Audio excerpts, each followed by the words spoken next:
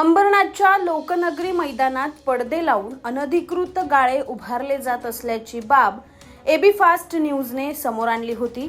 या गाळ्यांवर अंबरनाथ पालिकेच्या अतिक्रमण विरोधी पथकाने कारवाई करत नव्याने उभारलेले गाळे जमीनदोस्त केले आहेत। अंबरनाथ शहराचं प्रवेशद्वार असलेल्या लोकनगरी MIDC रोडवर SR पेट्रोल पंपासमोर अनधिकृत गाळ्यांची रांग उभारण्यात आली आहे।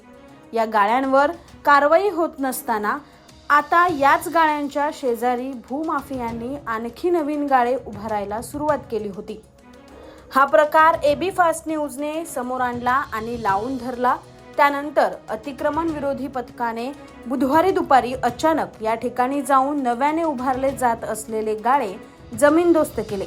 असं असलं तरी जुने गाळे मात्र कायम असून त्यांच्यावर कारवाई कधी होणार हा प्रश्न कायम आहे। Bureau report AB fast news.